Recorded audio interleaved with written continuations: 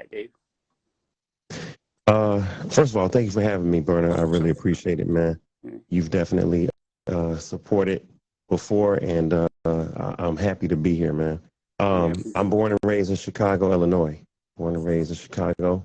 Um, I went to school in Atlanta, so I went to college in Atlanta, high school and college. I got an engineering degree. A lot of people don't know that. I got an engineering degree from Georgia Tech, so Oh, that's what's up. that's big. So, Yeah, so man. yeah. And I've been out in LA for about 15 years. Mhm. Yeah, so I remember you mentioned you were like a you were working in the engineering field before you started doing media. So what made you want to get into this like media game, like with the whole Dave Life TV? Like how did that come about? Yeah, yeah. So it's kind of a long story. I'll try to make it short. Yeah. But man, I started acting. I started acting was in when I was in high school, Mm-hmm. and I really enjoyed connecting with people. And I knew that I had a voice in terms of Mm-hmm. how I reach people. I knew that I had a voice. I learned that in 11th grade. I started in a Black History play. First time I auditioned, I got one of the lead roles. The second year, I got a lead role, and then I went to school for engineering, and I kind of got away from acting. Yeah. Um, and then my mom said, "Hey, get your degree, and then you can go and be an actor wherever you want, but finish school, use your brain." So I did that, um, and worked in industry, worked in aerospace, worked in telecom, all of that stuff while I was married, and came out here after a divorce, and acting was on and off, right? And I just kind of got tired of waiting on Hollywood to discover me, if you will. And I was like, hey, I have a voice, I have a phone, and they can't stop me from talking. Mm-hmm. So I started Dave Life TV in 2018. Started Dave Life TV in 2018, and it started with the Dave Life show, which was basically a reality show of me turning on my camera, going around the city, and just recording myself. Mm-hmm. My first thing was I recorded my mom doing her New Year's Eve dinner, and everybody liked it. They liked my mom's cooking, so I narrated my mother's cooking. That was my first thing. I had some old clips from church when I did like modeling and fashion stuff, so I put like some style stuff up. But then I didn't. I got into my actual podcast after dark 2 years after I started Dave Life TV, the channel. Yeah. So so that's how you started. So what made you want to get into acting at first? Like you always wanted to be an actor as a kid?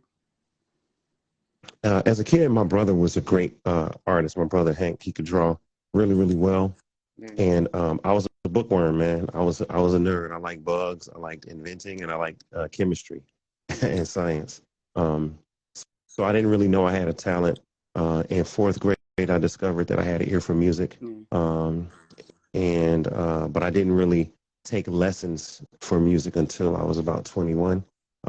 So my only outlet to be creative was to make mixtapes. Back in the day when I was a kid, Yeah. we would make slow jam tapes for the women we were trying to holler at. For the girls, Oh we yeah. would we would make slow jam tapes. So we used to make slow jam tapes with Prince, Keith Sweat, I'll be sure, all that stuff, Guy, But one thing that I didn't realize is when I made my mixtapes, I was doing a lot of cuts and editing.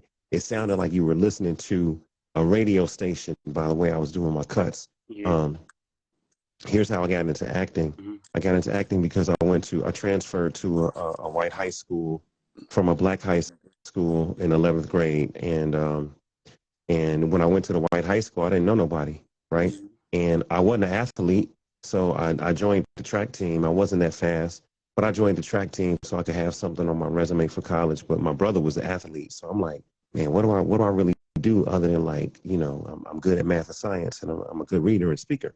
And the track team one day they said, hey, everybody on the track team, all the black people on the football team, we need y'all to come to the auditorium. Black History Month is coming up, and we're gonna do a play. So Black History was coming up, and they said we're gonna do a play. So they said all the black people go to the auditorium, sit and listen to this presentation, and if you want to audition, sign up. So I did that. I listened, and then I auditioned, and I ended up getting one of the lead roles. And the wild part is my mom was there in the audience when we did the play. A lot of parents were there. And it was a play where it was called Awareness, a performance of sight, sound, and the spoken word. And it was an awareness of who you are as a Black person. It took you from slavery to civil rights to everything that happened after. So it's kind of like a entourage, a montage type play. Yeah. And I had to play a slave. I had to play a king. I had to play a person that was being segregated. So I learned a lot in high school, even in that one play. Yeah. And what made me want to act is people were in tears at the end of that play, and Yeah. people who were kind of like, oh man, he's not an athlete. He not a jock. He kind of quiet. He kind of a nerd. People at the end of that play dap me up and say, yo man, you can act, dude. Like I ain't expect you had that kind of talent. I mean, people were in tears. It was a moving play. It was about the black experience in America. So once that happened, I realized, wow, I really like using my voice to touch people, to help people, right? Yeah. So I thought acting and podcasting kind of came out of the music, the production side. You know what I'm saying? Um, Yeah, yeah. 'cause you So definitely got a skill for it. So did acting inspire your move to LA, or was that for work? 100%, Oh yeah, like hundred 100%. percent. So I got to kind of like it's a parallel path. There's acting and then there's production and writing and editing. Yeah. All right. So in high school, my best friend he went to Japan as a exchange student. Right. He went to Japan. Our favorite TV show back in the late '80s was Miami Vice. We Yeah. loved Miami Vice. So when he was about to go to Japan our senior year, he's gonna miss prom and all that. So this is like my best friend, man. Yeah. He liked Miami Vice, and him and my brother used to listen to Miami Vice. And if you know anything about Miami Vice, Mhm. it was a buddy cop show with a black lead and a white lead. It was Yeah. the first show on television where a black lead was equivalent to a white lead. Philip Michael Thomas played Tubbs, Don Johnson played Crockett, and it showed that a black man could be, equivalent. I mean, In the Heat of the Night was a similar Yeah. show back in the day, but it just showed that, okay, hold on, man. Not only is his brother a cop, he's a prominent cop in Miami. He's a drug, they get into drug busts, and he's equivalent to his white partner. And then they had the number one show for like 8 years running, Yeah. right? So my best friend loved that joint. I loved it. So when he went to Japan, I said, hey, man, I'm going to make you two tapes. I'm going to make you a mixtape for the ladies, and I'm going to make you a Miami Vice tape. Yeah. So I had my VCR, I had my CD player, and I had my mom's turntable and tape deck. And I created a Miami Vice tape. It sounded like you listened and watched a whole movie or episode of Miami Vice.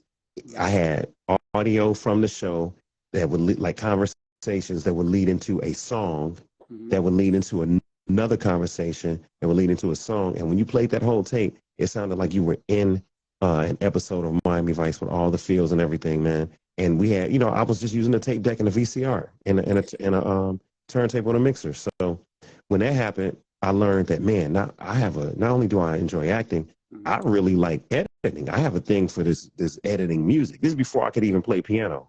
I Yeah. was editing music. So as I go through life, I get married, all that stuff. I'm working on music for kids at church. I started a production company. We can talk about that. Yeah. Um, and then I still love acting. So Hmm. at some point when acting wasn't going, I did music. And then I got into the podcasting as a result. I came to LA. I always wanted to come to LA to pursue acting, but I also had this thing for music where I was like, one of these gonna pop. I just need to be in Los Angeles. I don't need to be in Chicago. I don't need to be in Atlanta. I need to come to LA Hmm. because the acting thing was LA. I needed Yeah. to be here for that. So yeah. So you mentioned you were married and divorced. I want to touch on that. So if we can. So what was being married like in your opinion? Because I know you Marriage speak on that was, in a couple of your episodes where you touched on that. And yeah, how did being divorced affect your viewpoint on like future relationships? man, marriage was great. Mm-hmm. Marriage is always good. Um, I tell people on my show all the time, my faith is Christian, right? That's the basis of me. I'm pretty traditional Christian. I'm not off on the left or the right. I'm pretty standard, Christian Black experience here in America. So marriage was important to me. That was the foundation, and having one wife, loving her, having children, that sort of thing, that was big. So marriage was good.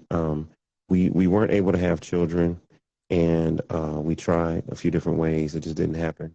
And part of my desire was I definitely want to have children. So when the marriage didn't work out, she filed for divorce. We were just two different people, and I think we didn't understand how to be married at the time. Um, uh, when that happened, and I told her, "Hey, I want to come to LA. I want to come to LA." And I had an opportunity to find a aerospace job out here.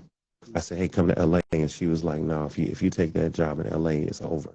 And I'm like, "Man, I relocated for you twice during the marriage. Like, you can't do it for me once." So when that happened, I was like, you know what? No, I took the job. I asked her to come. She didn't, and it didn't work out. But I'm a firm believer in marriage. I'm definitely happy because I believe I found, my forever woman now. Yeah. I think I'm going to be married again soon, and I believe I found the one. Yeah. So yeah. Nah, man, that's what's up. That's what's up. So, that time you were on the Kendra G live dating show, right? Um, Mm. what made you interested in going on that show at that time? Hi, yeah, Kendra G. Shout out to Kendra G. Mm-hmm. For me, man, having been out here, I jumped on Kendra, let me think, 2 years ago, Yeah. 2 years ago in 2021.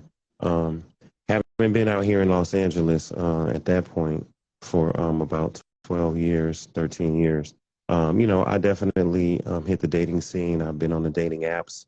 I had a couple of girlfriends in that time period, Yeah. a lot of, just female friends over that time period. Yeah. And, um, you know, some people thought I was picky, right? But I just wanted what I wanted. I knew what I wanted in a wife, and I knew what I didn't want. And the funny thing is, I had been on Dave Life TV for 2 years at that point, and I was doing the news. Dave Life TV News is one of my hashtags. I was doing the Dave Life Show, and I had not yet done a podcast. I had an attempt where I did the Chi-Town Atlas podcast where me and my cousins were talking about Atlanta and Chicago and sports. Right, I did that for like 3, 4 episodes, but it didn't stick.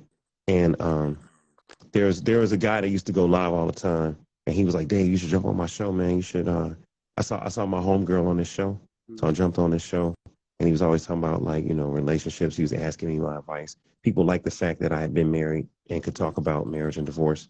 And he was like, "Yo, you need to get on Kendra's show." And I'm like, "Who is Kendra?" He's like, "Yo, she's from Chicago, man." And I'm like, "Man, I left the city a minute ago, but I mean, what's up?" He was like, "Yo, she got like a dating app, man. She's on GCI in Chicago, and she got a dating app." So I said, "All right," so looked her up. Sure enough, she was on WGCI, and she was doing her thing. And I went to go visit my homeboy in DC, and I was out there. I believe it or not, I had went on a date with someone I met on Clubhouse. We went on a date. Um, we had like two small dates. It was pretty good dates, right? It was pretty good. Getting to know her and stuff, just real platonic type. But it was good to finally meet her and get to know her. And on our second meetup, first meetup, or I think second meetup. Yeah, on the second meetup, we're at my boy's crib. He had a karaoke machine. Everybody's gonna do karaoke. I'm sitting there talking to her, and let me back up. The day before, I had jumped on Kendra because my homie was like, "Yo, you need to get on Kendra." So I looked her up. I had a glass or two of wine, and I said, "Man, what is this, man?" I hit the sign. Boom, looking at it, and then she's like, "Where the men at? The men, y'all scared? Y'all scared?" So I hit the plus sign, and she added me, and I was like, I didn't even know what it was. I was like, "Hey, what? So what's going on?" She was interviewing me. It was a dating thing. I gave all my preferences, right?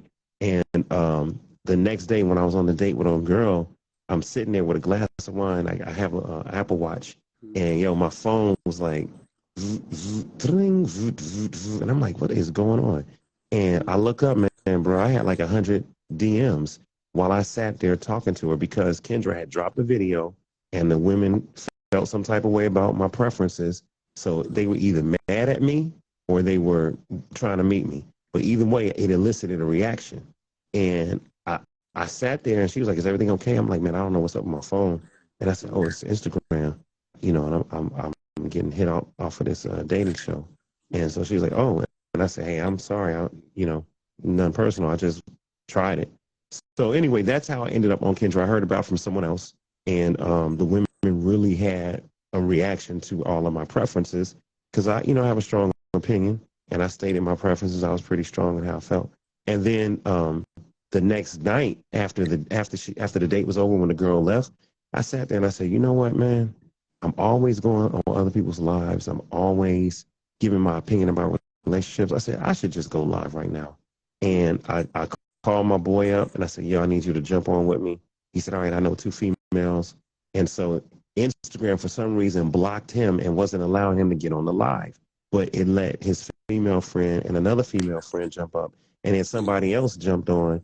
And I ended up having a 4 hour discussion about men having preferences and how come women can decide they have preferences and no one's upset. But when a man says, "I don't want this, I don't want that, I do want this," Mm-hmm. they look at us like we're misogynistic or something. I was like, "This ain't right. I should be able to have my own preferences."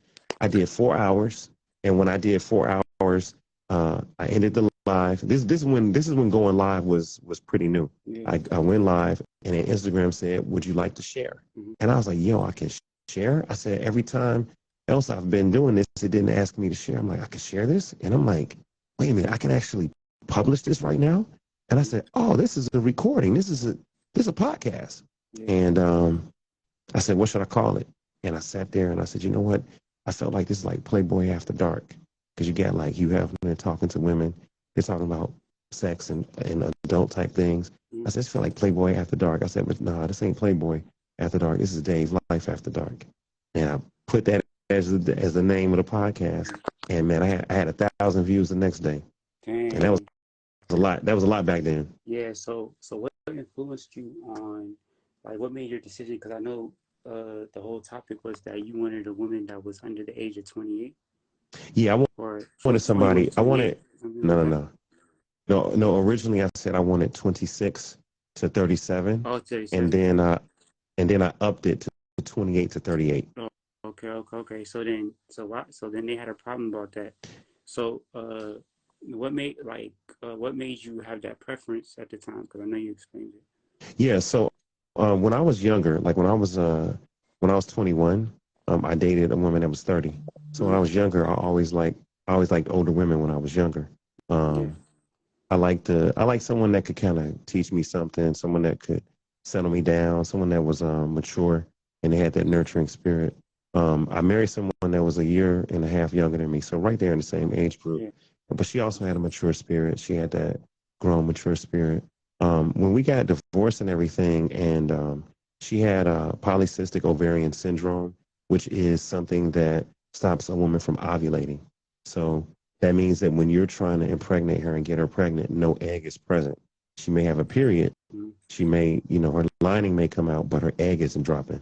So Mm-hmm. that's what that PCOS does. So since we went through that and we did all types of infertility treatments and everything, when we got divorced, I said, "Man, I really want to marry a woman that's fertile. I really want to marry a woman, that's fertile." And at me at that point, when I jumped on Kendra, I was 47, right? So at that point, I'm like, I'm not gonna try to have four or six kids, with a woman that's 47, Mm-hmm. right? I said I probably need to date younger, and I just started looking at people that were a little bit younger, and I set on the age range of 28 to 38. Mm-hmm. But no, I was never on no, let me date an 18-year-old. That was something that the lady that was on the show, when I said 28 to 38, she was 45, Mm-hmm. and she didn't like it, and she was like, "Oh, you want to date a kid?" And so that's how that whole discussion started. And she tried to she tried to suggest things about me, and I was like, "No, that's not what I said. What I Yeah. said was 28 to 38, and I don't think 28 is anywhere near a kid. So I don't know why you're coming up with that." So I had to really defend myself, and she was drunk, and she was going off, and it went viral. It was on TikTok. Comedian Godfrey commented on Kendra's show the next day. I remember I saw Tank. Tank had commented he put in the comments like he's like, man, this dude can't have his own preference. Like if the man want a younger woman Mhm. because his ex couldn't get pregnant, he want a younger woman that's fertile. Like he's Yeah. like, what's wrong with this man wanting a younger Mhm. grown woman? You know? Yeah. And so it sparked the conversation of, why do some men want a younger wife, and why do some men not want to date women older or their age? And I'm like, look, y'all can paint whatever picture you want. Yeah. I gave y'all exact reasons why I Exactly. wanted someone Yeah. between the ages of 28 and 38. So Mhm. I didn't feed into the mess. I kind of shut it down, but it went viral. And I'll say this, Burner, Yeah. when you go viral and it's a negative thing and people are trying to like, say something negative or put something on you, Mhm. man, it hurts, but you just kind of got to like keep your mouth shut and let God fight your battle and maintain who you are. Um, the one thing that I did do is when I had my show the next night, I definitely got on my show and I addressed the topic. I vented. There were some women that were on there that were upset with me because they were like, we feel like, well, why do you want someone younger? Why do you have anything against anyone older? And I'm like, see, that's the thing. I don't have anything against. If y'all listen, I said I want 2 to 4 children, maybe 6. And I'm like, yes, a woman in her 40s could have children, but Mhm. why would I, going through infertility in my 30s with my 30-year-old wife, why would I now in my 40s, in my late 40s, go find a woman in her 40s or late 40s and try to have 6 children? See, if you take in context what I've been through, then you say, Mhm. oh, I see why Exactly. he's a little precautious and he try to find somebody in the earlier fertile years, you Yeah, know? but then they're always gonna choose to take the context out to get their like their whole narrative off.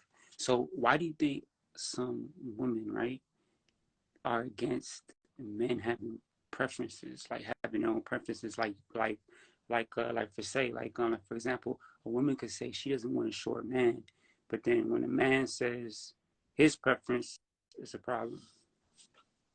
Because it excludes people. Um, it just does. Mm-hmm. So I'll give you an example.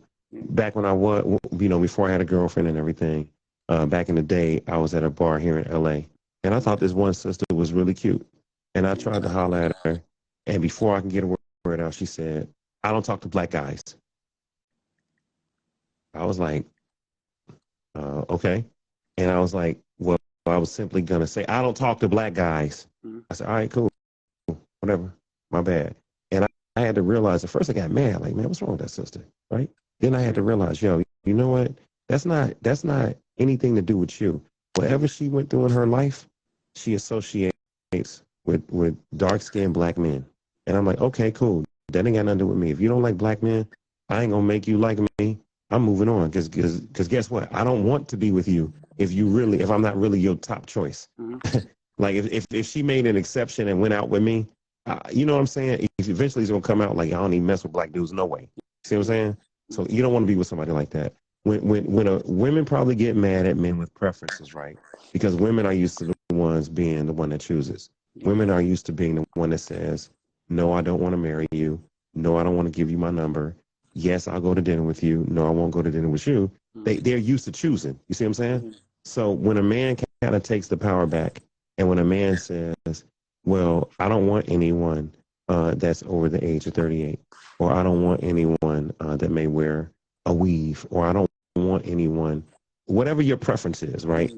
When you do that, you automatically exclude someone.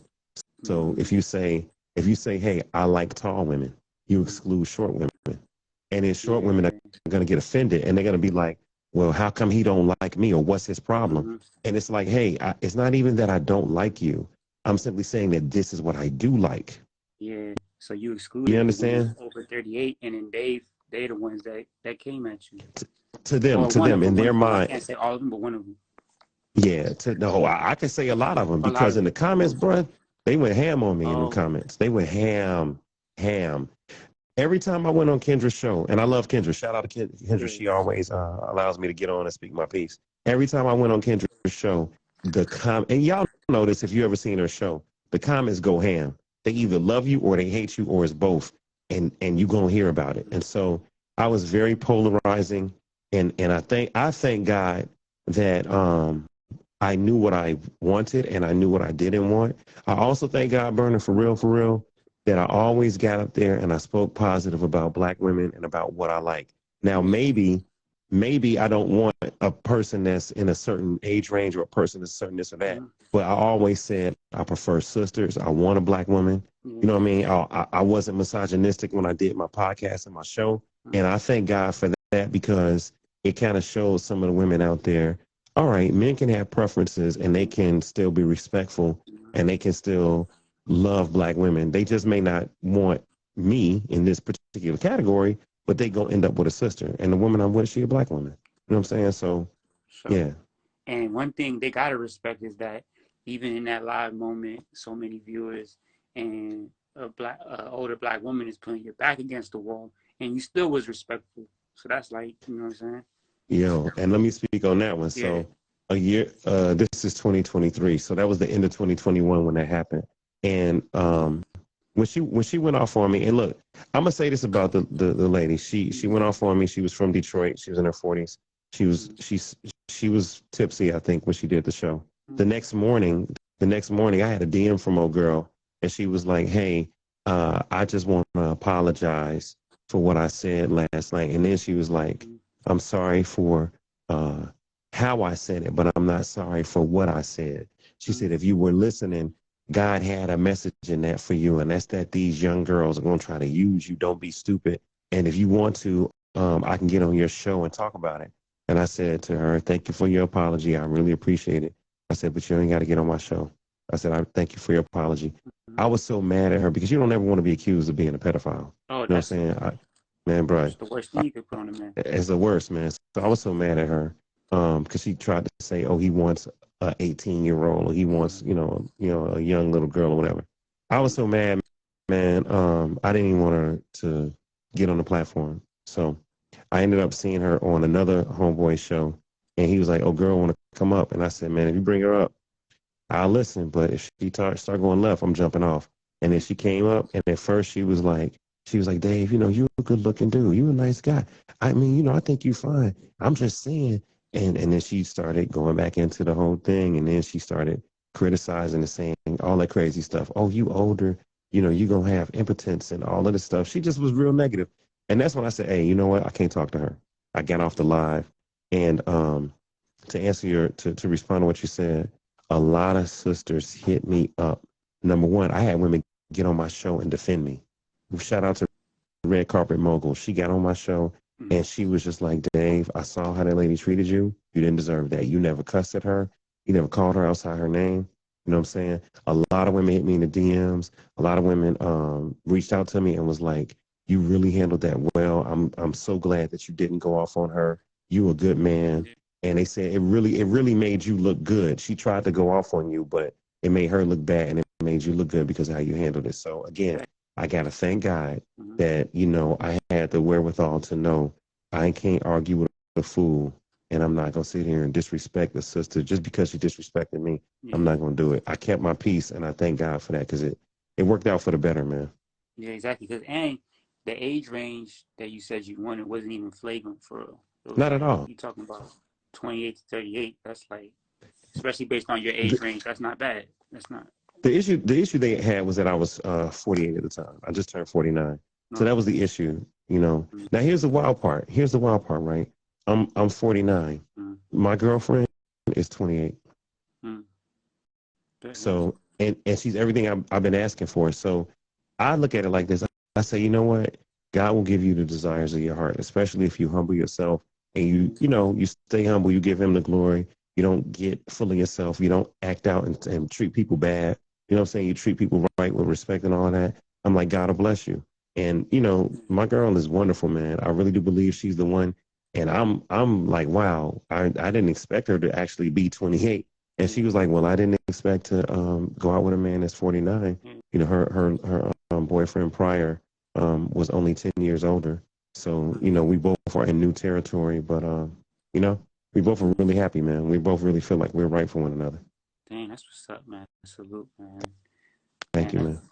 dang, that's great. So at this point, you being like married previously, like and divorced, um, Do you let that affect your current relationships? Like, you know how people sometimes Yeah. other relationships put like a bad taste in their mouth?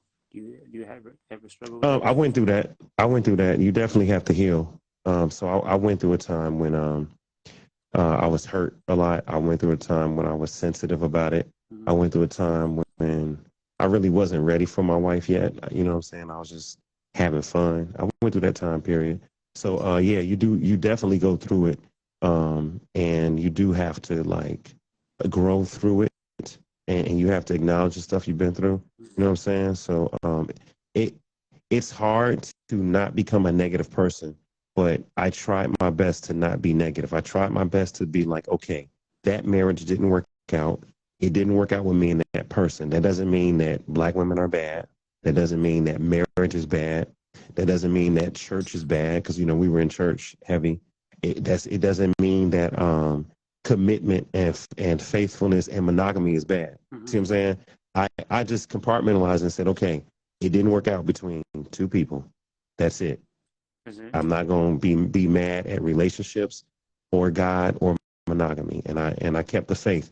And so now, you know, man, I went through a lot though being single. I had women that were like, well, I had one woman say, you want you want a young chick with wisdom, or you want a old chick with a young punani. She was Mm-hmm. like, you got to pick. You're not gonna get both. She said, you got to pick. Yeah. And I was like, I guess so. I guess she's right because, you know, if you date someone in their 40s, usually they're a little more mature, they're experienced, they've been through some stuff, they can handle things emotionally. Mm-hmm. When you date someone that's younger, yeah, they have a bright outlook on life and they're excited and they're fun, you know, but maybe sometimes they don't have the life experience. So you got to be a little bit more patient because they haven't been through what you've been through. Yeah. You know what I'm saying? So it's a balance. So uh, I did go through some times when it was hard, you know, just healing from the divorce. But I believe that time is over, and I try not to let the past affect my current relationship. I do reflect on the past, but I try not to live in the past. So, what was um, like, what did heartbreak feel like, and how did you heal from it? Like, what does it feel like to be heartbroken in a relationship? Um, yeah, divorce is tough, man. Heartbreak is tough because Yeah. at least, and I'm gonna say this in the context of marriage, right? Mm-hmm. Breaking up boyfriend and girlfriend, that's tough too. But when you're married, it's a whole nother level, I can right? It's a imagine. whole nother level. Mm-hmm. Um, Divorce, it feels like you failed. You know, it feels like you failed. It feels like you let the other person down. It feels like you let yourself down. Sometimes it feels like you chose poorly. Like maybe I was stupid when I made that choice. You know, sometimes you go back and you say, oh man, that was when I was young. I gave up my good years. I heard women say, I gave all my good years to that man. Mm-hmm. So you go through all of that stuff, man. But here's what you got to remember, Burner. You got to remember, man, that God is in control. At least this is how I see it. God is in control. Nothing in my life happened by mistake. Everything was a lesson. If I had not gone through that lesson, I wouldn't be where I'm at right now. If I had not gone through that, I wouldn't be who I am right now. I wouldn't have those experiences. I feel like those experiences helped me to be a better husband in the future, a better boyfriend now. You know what I'm saying? Um, I think I handle stuff with my current girlfriend a lot better than I did before I got married and divorced. Yeah. So, like, emotionally though, like, what did it feel like emotionally for like somebody that never been through it before? Like, Death, was it like? death, divorce is like somebody passing away. You And said? that's a scripture, and that's a scripture. It says that divorce is like, yo, check this out. There's a Bible verse that says divorce is like taking somebody's life and then putting on their bloodstained coat and walking off. Yeah. Um, Because you literally kill your marriage. You literally kill your spouse. You know, you kill your marriage. See what I'm saying? It feels like a spiritual death. Divorce is what I'm trying to say. It hurts, man. It ain't. I don't recommend it on my worst enemy. Divorce is not cool. yeah. But So, you can. But there is life after divorce. That's what I do want to say. If it yeah. doesn't work out, there Mm. is life after divorce. I don't feel like everything is over because your marriage didn't work. You So how can you heal? survive. You can recover. How did I heal? Yeah. I went to therapy. a little bit. I'm not gonna say I went to therapy all the time, but I did go to therapy a little bit. I definitely went to church. I went to men's group. Um, I had married friends that I would talk to and kind of like model myself after them and desire to be like them. It gave me hope because I was like, oh wow, here's this couple they married. I like them. I pray for them, and it gives me hope that you can have a successful marriage. Um, I gave it time, and I was just honest, man. I talked to the people that I dated, and I just tried to be honest about where I was with the whole divorce. I talked about my divorce a lot. I had one girl that said, "Hey, if I'm your friend, then we can talk about your divorce. But if I'm about to be your girl, then I don't want to hear about that chick or that marriage." I said, Mm, "Dag, man, how come?" Like, and this is like when I was fresh off the divorce. I was like, "I can't talk about it." She said, "As your friend, sure. But if I'm gonna be your girl, then I don't want to hear about it. It makes me mad or jealous or boom, boom, boom." On the other hand, mm, I had a girlfriend that understood. She said, "I will always respect your marriage, and I will always respect your ex-wife. That's who you married. She's like, if we get married, then I know you're gonna treat me good because I know you treat her good. You know what I'm saying? So it's different women perceive past relationships in different ways. yeah. Nah, I feel you. I feel you. So, when you first started, right? Like with your new relationship, right? Um, how did that start? What made you feel like you was ready? Like when you first started that after, like Well, during that time, like how'd you guys meet, pretty much? yeah. Let me back up before how we met. Yeah. Um, there was a time at the end of 2020 Mm, when I said to myself, "I'm tired of being single out here trying to find a wife." You know, the single life is cool if that's what you want, dating, various women, and you know what I'm saying? It's cool if that's what you want. But mm, I said to myself, I'm tired of being out here being single. And I said, I'll never find a relationship if I keep entertaining situationships.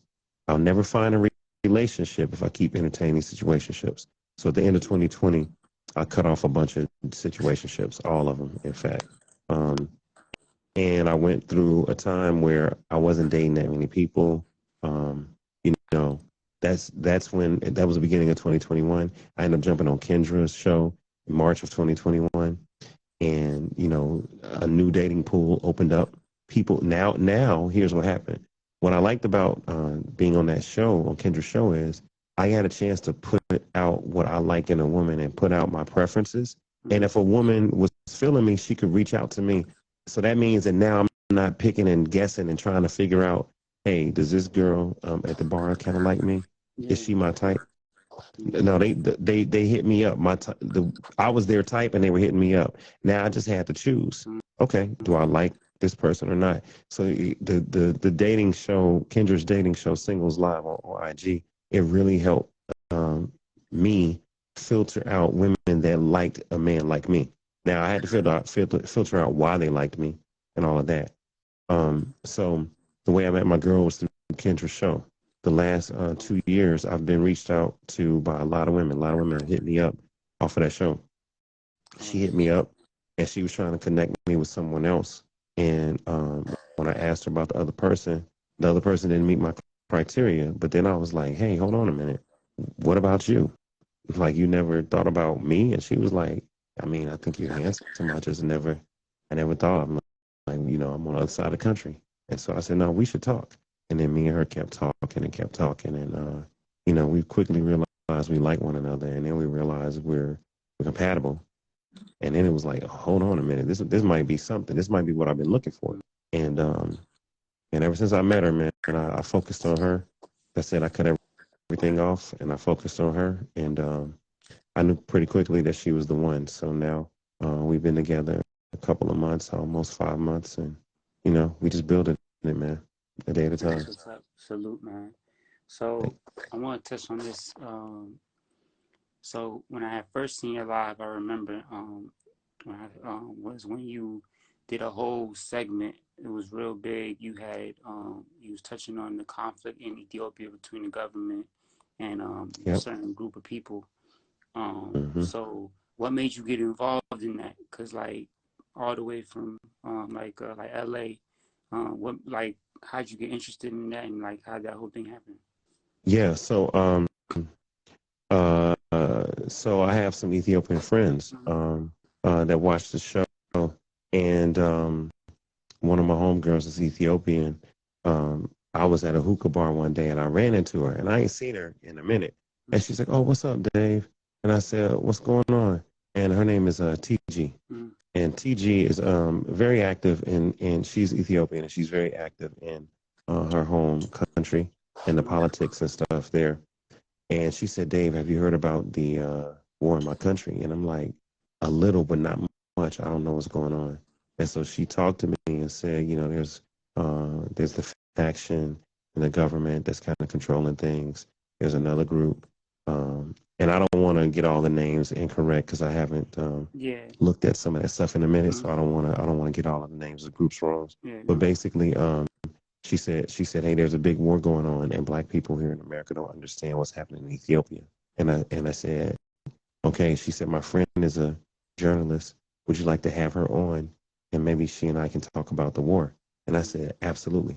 Right? I said, "But if I have y'all on, and somebody wants to come up and talk about the other side, let them." And she said, "Well, I don't know. We got to see." Okay, so I let them on. I get them on. One of them is an independent journalist, and one of them is pretty much an activist. And they talk about it, man. I get so many people watching the show and following. That was the first time I had 1,000 people on my live. I had 1,000 people on my live, Mm-hmm. and I said, "Wow, it's my first time." And what happened was people were going off in the comments. They're not telling the whole story. We have another side. They're it was bad. It was a war, right? So I'm over here in the middle, like, what's going on? So I said, "Hey, ladies, do you mind if I bring up someone from the other side?" They were like, "No, Mm-hmm. no, Dave. That's like bringing up ISIS or Al Qaeda." I was like, "Oh wow, this is really deep." So when I got off the line, we did like a 2-3 hour news segment. When I got off the line, I had so many more messages from other people. Mm-hmm. And some people were like, "Hey, I'm from the other side. I'd like to explain." Some people were doctors, some people were activists, some people were extremists. And I did a show where I let the other side speak. I see. And and and it really caused a problem with some of my friends that, because here's the thing. Here I am, I'm a Black American. I have my own podcast, and at that point, I might have had 3 or 5 thousand followers, um, which is not amazing, but it's still pretty big. If you know, so everybody from Ethiopia had jumped on. All their family members like, "Oh, such such is on this guy named Dave's show. We need to listen." So they all start supporting me. Shout out to all of my Ethiopian followers Mm-hmm. and Eritrean followers for that matter. For sure. So they began to check me out, send me stuff, and I started posting things. I went to a rally here in LA. I went to a rally with my homegirl, and it was big, a big rally, right? Because some people said, "Hey, it's a war." Some people said it's not a war; it's a genocide. Like it was really bad. Had the other side on the show. The other side got on the show, and some of them were pretty extreme, and they were just going off. Some dude tried to read me like, "Yeah, you don't have control of your own show. I took control of your show." Mm-hmm. And I'm like, "No, it's not that. I just let people speak. I feel like people should have a voice. If I'm giving you a platform, then I need to hear what you have to say. And Exactly. if I'm informed to combat some of that stuff, I will." I said, "But I'm in the hat of a journalist right now. Mm-hmm. I'm impartial. I'm letting y'all talk." You know what I'm Exactly. saying? So I caught a lot of heat for doing both sides, but then I did catch a lot of love for that too. And I learned a valuable lesson that day is that, you know, you really, as a journalist, have to be impartial and you have to let both sides speak. You have to. Yeah. Otherwise, you're going to be accused of being one sided and you're going to be accused of having an agenda and all of that stuff. So I just said, okay, Yeah. if I do this again, I'll let all the parties have their own night and et cetera. But that was good, man. That really promoted the channel and that promoted the brand. So while I'm talking right quick, I got a couple of brands and That hashtags that's a for sure. part of all this that I want to talk about. That hashtag is Dave Life TV News. DL TV News, Dave Life TV News is my attempt at journalism. And I've put out articles, I've put out reels, I've done lives with news segments, and I've put out shorts. Um, and I've covered topics. And uh, maybe it's the way that I speak, but some people really really like when I cover the news. And I've actually had people in radio say to me, "Hey, have you ever studied journalism?" I'm like, "No, I haven't." They're like, "I'm surprised.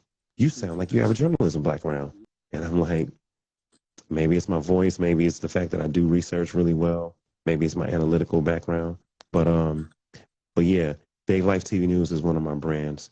Another one of my brands that you know about is Dave Life After Dark. You see the little After Dark logo there behind me. That's my actual show. If I pan up, that's the After Dark. That was when I went to a fashion show promoting the show. Dave Life After Dark is my actual podcast where I started off with Kendra's show, where I was talking about preferences. After Dark is, again, think of your parents put you to bed, they're up playing cards, talking, and they're having grown folks conversation after dark when the kids went to bed. That's what the show is. And it's about relationships, it's about sex, and now I've incorporated the news, my Dave Life TV news segments into After Dark. So Dave Life After Dark is my podcast. Freestyle Fridays. Freestyle Fridays is my comedy night. It's actually called Dave Life After Dark Freestyle Fridays. So it's DLAD Freestyle Fridays. It was co-created by my friend who's an actor. His name is Kevin Williamson. He goes by the microphone fiend underscore on Instagram. And he's a barber as well. And Kev was like, "Yo, Dave, I love what you're doing on your show. You got these serious topics. You hitting some heavy stuff." It might have been around the time I did the Ethiopia show, Conflict. He said, "Yeah, well, man, why don't you show your funny side?" He's like, "Bro, like, we come in the shop, be cracking up. We chop it up all the time." He said, "Man, why don't you show your funny side?" And I said, "That's an idea." And he said, "Look, you should do a night that's none but comedy." And he said, "Man, what's a good night?" I said, "Friday night would be good because I do Thursday, Friday, Saturday." He said, "Friday night, man, we can call it Freestyle Fridays." I said, "Freestyle like hip hop, like rapping?" He said, "No, freestyle like free thought, like free thought. We're free flowing. We're literally reacting and freestyling comedy. We're just coming up with stuff." And I said, "Yeah." And I said, "You know what we could do? We could take memes that we be sending each other and all that stuff, memes. We can put that joint up and react to it." And I said, "It can be a show where we just start with memes, reacting to it, and we just find the funny." And Freestyle Fridays, we've been doing Freestyle Fridays for over a year now. And if you want to find that, you can put hashtag DLAD Freestyle Fridays. Yeah, and then you got the merch too, and I noticed you got hygiene Yeah. products too, right? Yeah. So Daddy Dave's Luscious Lip Care. Hold on, let me grab my stuff. All right.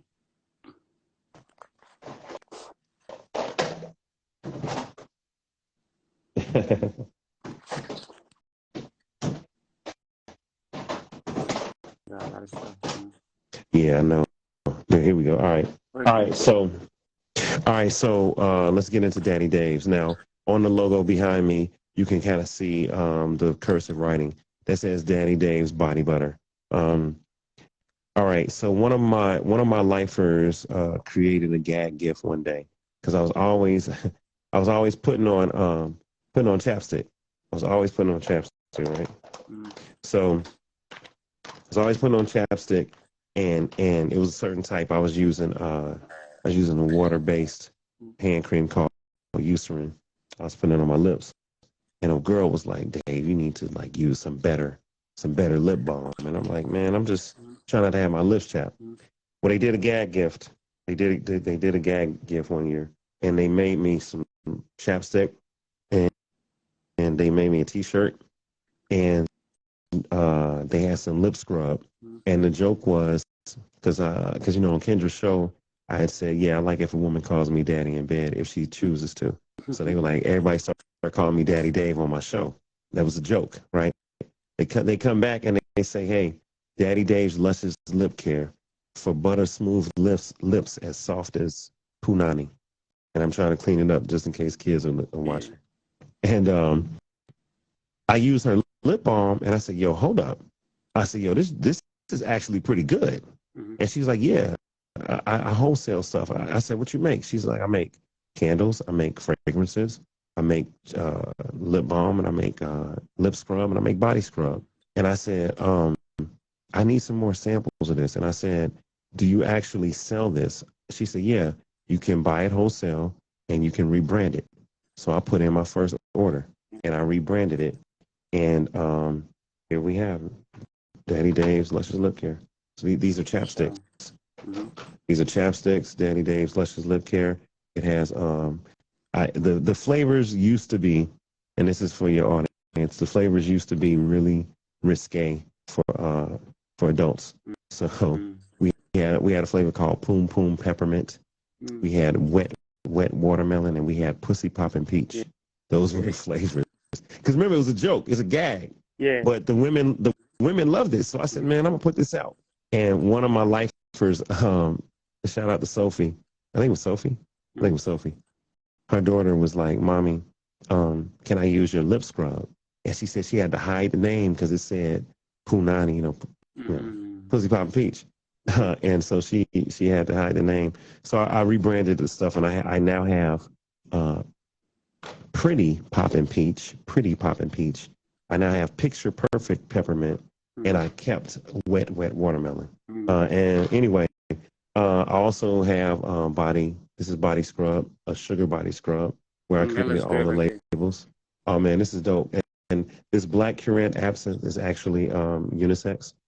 Um, yeah, this is a body butter, right? And I branded it. And so the original logo was just was similar.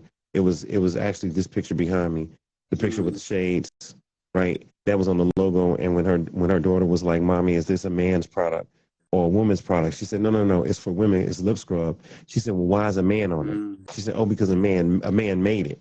So that's when I said, "All right, I got to if young girls are going to use my lip balm or my body scrub, I had to make it. I had to just come up with a better logo. That's where the Kiss logo came from. Yeah, I like the All right. transition too. I like that look. Oh yeah. Thank you. And then I got to show you this. So that turned into I started creating merch. So this Mm-hmm. is Daddy Dave's. This is a hoodie, right? And I created that hoodie once I branded Daddy Dave's Luscious Lip Care when I created the Kiss logo. Mm-hmm. Then I went ahead and I branded the Kiss logo. Okay, so this Mm-hmm. is a part of Dave Life Apparel and Merch. I know it's in reverse, but that card there says Dave Life Apparel and Merch. And if you were to go to this QR code, that'll take you to Dave Life TV. Mm-hmm. That's what's up. So women can buy the hoodies. I have T-shirts. I have the body scrub. And look, the body scrub and the body butter is not just for women. Um, I surprised myself, man. I had some lavender. I had some lavender vanilla body scrub, Mm-hmm. and I didn't sell it. I had some left over, so I said, man, let me try this stuff. Yeah. Man, I got in the shower and used that dang on sugar scrub, and it foamed up. And I hit my vendor back. I said, "You ain't tell me it was foaming." Yeah. She said, "Yeah, Dave, that's a foaming sugar scrub." I said, "Man, no wonder women love this joint." Yeah. Right. Yeah. So I look at it like this, right? I look at it like this. I said, all right, I'm a heterosexual male, but 88% of my audience is women. Yeah. I'm like, so I'm like, I see. the women made a spoof joke, a gag gift. And I said, no, this ain't a joke. Let's turn this into a product. And now that I have a product, every time I get a batch, I sell out. So now the question is, do I want to increase that and turn it into if I can, like a Fenty Beauty, you know what I'm saying, like a Bronner Brothers, like Sephora, Ulta 3. Do I want to go that route and just have my own version of beauty products? And then eventually maybe I can make some stuff for men, because I had a brother ask me, he said, "Hey, Dave, you got really good skin. What's your routine? What's your skincare regimen?" And I gave it to him. And then he was like, "Yo, man, you should do a YouTube video." And I'm like, "Yeah, bro, but I'm not trying to be no beauty expert." And he was like, "Well, you got Daddy Dave's body scrub." He said, "You might as well get up there and show the men how to keep themselves together. And he said, you could figure out a way to make it creative. And I said, all right, we'll see. Yeah. So we'll see, man. I'm an entrepreneur at this point. I So believe that you should own your products. I believe you should sell your products. And I'm like, you got to find markets. You got to find markets where you're underrepresented. This one sister told me, shout out to Skin Butter. She said to me, she said, I like your idea. And if you want to go the adult route and have like kind of cheeky, fun names, she said, that's a way to go. She said, because a lot of people are just doing regular beauty products. If you want to make it for just adults, you can. And if you want to make it for kids and yeah, adults, you can. So I'm still finding my balance when it comes to that. But the idea here is this: someone started a gag gift and I turned it into an actual brand. exactly. I put money into it. And it's unisex, right? So It's everybody, unisex for sure. yeah, that's what's up. So yeah, man, I appreciate that, Dave. But I want to ask you a couple more questions too. So this is like a different segment where we just ask like random questions, right? So I'm gonna name three presidents and you're gonna pick one, all right? Um, Obama, Trump, John F. Kennedy. Obama. Obama, okay. Were you a fan of Obama when he was president, or you just are you? I was a fan. I was a fan of Obama. I Okay. I know that a lot of people may have criticism of what Obama could have did, right? What he could have did. He could have done more. He could have done that. I have to admit that I was just happy that we had a black president. I was happy that he was from Chicago, which is where I'm from, and I loved his family. I love him and Michelle and the girls. Seeing black love at the highest level, running the free world, that was big for me. That's big. That's why I love him and Michelle's relationship, because they like the Huxtables. See, we had the Cosby Show when we were kids. We saw that as the black family, right? We didn't see it in real life per se. I mean, it was out there, but we had a fictitious couple, Claire and Heathcliff Huxtable. Now we have Barack and Michelle Obama. Yeah. They real. Mm-hmm. You know what I'm So saying? So they mean a lot. I support them. I almost said JFK, almost, JFK, but a lot of people like I JFK. almost said JFK because but that was my mother's generation, and that was when Martin and Malcolm were still alive. There was a string of assassinations that happened around that time with JFK, um, Bobby Kennedy, Martin, Malcolm. You know what I'm saying? There's a lot that happened, and that stuff formed our nation when it comes to civil rights. If we're being honest, and my mother having went through civil rights and desegregation. She went to a segregated school before she went to like third grade, I believe. And for her to go through desegregation, and I'm a child of that generation, after that, that's pretty deep because now people younger than me, I'm about to be 50 this year. People younger than me may not be as connected to like a JFK, MLK, a Malcolm. They may not understand that generation because it wasn't even their parents. It was their grandparents, and in some cases, their great grandparents. Yeah. Because people are moving so fast now; they having children so fast. You got many generations that has happened since Martin and Malcolm's day. So I almost said them, but I stuck with Obama because I lived through it, and I could talk about Obama. Yeah. So would you rather be single and happy, or be in a long lasting toxic relationship, but it's not going to end? Y'all both going to be together forever. Oh, that's easy. Single and happy, and I'm gonna tell you why. Mm-hmm. Toxic. The key word was toxic. Yeah. Toxic ain't cool, man. When you're young, you deal with toxic stuff, and sometimes you yourself, you are toxic.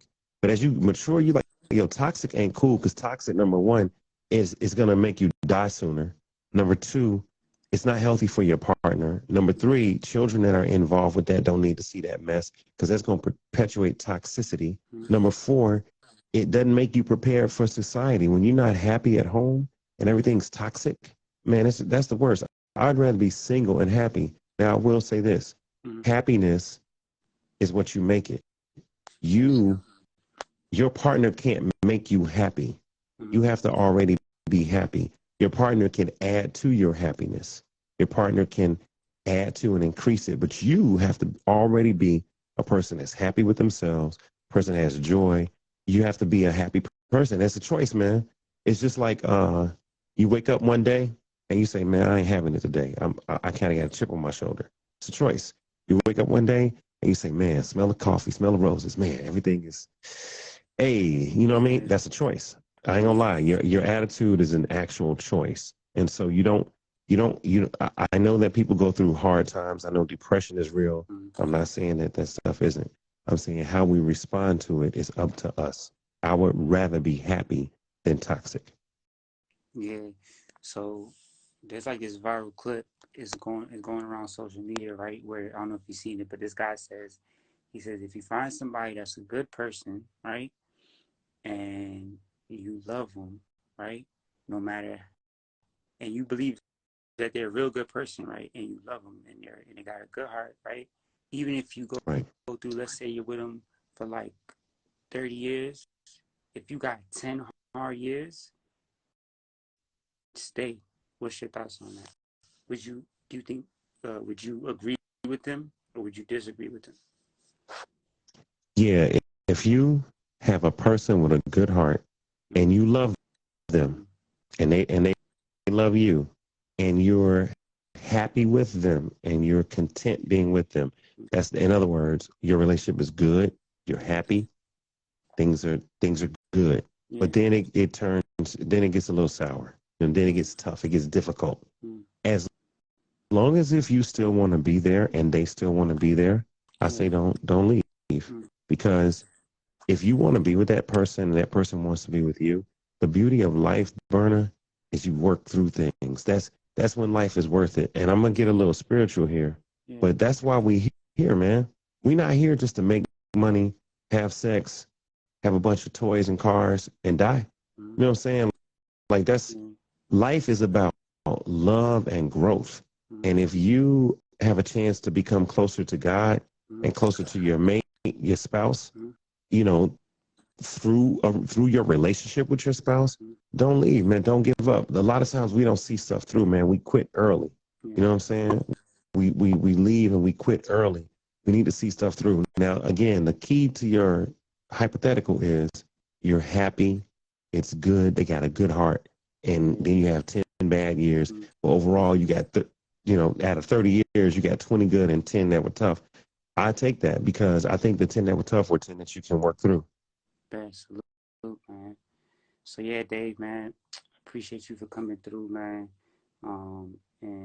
And like everything, you know what I'm saying? I wish you the best, man. You keep doing your thing for sure, for sure. And one more, and like before we close, I'm just gonna remind everybody about Dave Life TV, Dave Life News, the merch, the body butter, man. He got everything. Yeah, He got a show. He's entertaining the people Thursday, Friday, Saturday, Saturday. and then he might just pop up any day. You don't Yeah, know. You know, so I be seeing yeah. sometimes it'd be a random day. You might just pop up. You know what I'm saying? And like do your thing. And definitely look out for the article that's about to come out on the Burning Baby magazine tab via slowburner.com. Man, I appreciate you, Dave, man. Hey, I don't know if you want to say something before we man. close out. I do. I'm gonna tell everybody how they can follow me. You guys can find me at Dave Life TV. Dave Life TV. That's on Instagram. That's on Twitter. That's on Facebook. That's on YouTube. You can find Yes, me sir. at Dave Life TV, and you can find my show hashtag Dave Life After Dark. Dave Life After Dark. If you search that, you'll find me.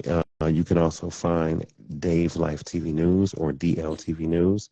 And then you can find Freestyle Fridays at DLAD. That stands for Dave Life After Dark. DLAD Freestyle Fridays. All right. All right, bet, man. We out, man. All right. All right. Hey, I appreciate you, All right. Bernie.